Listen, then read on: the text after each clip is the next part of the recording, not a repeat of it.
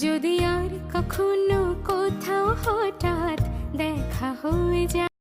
আসসালামু আলাইকুম, সবাই কেমন আছেন? আশা করি আল্লাহর রহমতে ভালো আছেন। আজকে দুপুরে রান্না করেছিলাম হচ্ছে গরুর মাংস, লাউ দিয়ে আর মিষ্টি কুমড়া ভাজা, সাথে ছিল ছেলের জন্য পাঙ্গাস মাছ ভাজি ভেজেছিলাম।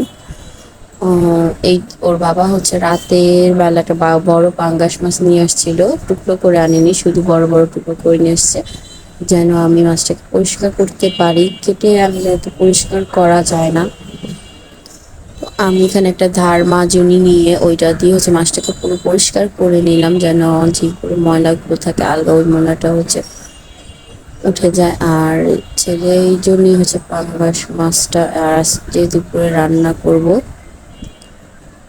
হচ্ছে লাউ দিয়ে চিংড়ি মাছটা, সরি, লাউ দিয়ে হচ্ছে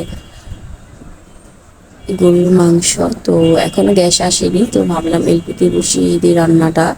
এখন আজান দিয়ে দিছে, তো আরও দেরি হয়ে যাবে রান্না করতে করতে।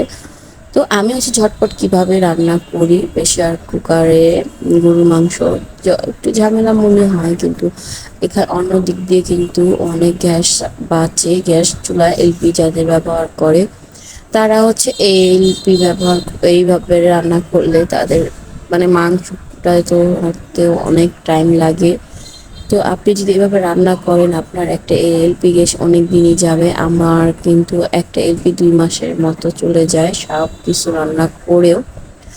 আর এই যে আমি গরুর মাংসটা কথা বলতে বলতে কষিয়ে নিছি, আর যেহেতু হচ্ছে গরুর মাংস লাউ দিয়ে রান্না করবো অত একটা মশলা দিইনি, শুধু হচ্ছে যেগুলো মশলা দিলে সারা মাংস রান্না হবে না সেই মশলাগুলো দিয়েই হচ্ছে রান্না করবো।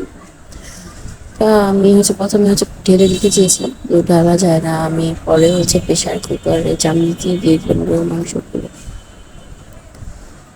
এই তো আজকে হচ্ছে মিষ্টি কুমড়া ভাজবো। তো মিষ্টি কুমড়া ভাজা কিন্তু ভালোই লাগে।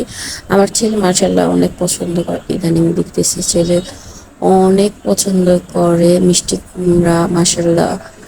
আমি আর মাংসটা কষানো হয়ে গেছে, এখন দিয়ে দিব হচ্ছে লাউগুলো দিয়ে একটু কাঁচামরিচ দিয়ে আমি আর 2-3টা সিটি দিয়ে নিব। মাংসটা একদম সফট হয়ে গেছে, এখন লাউটা হয়ে গেছে। আমি আর এই তো রান্না বাড়া শেষ হয়ে গেছে, ওর বাবা খেতে চলে আসছে। আমি মিষ্টি কুমড়া ভেজেছি আর হচ্ছে পাঙ্গাস মাছ ছেলের জন্য, তো ওর বাবা খেতে বসছে, আমি একটু পরে বসবো।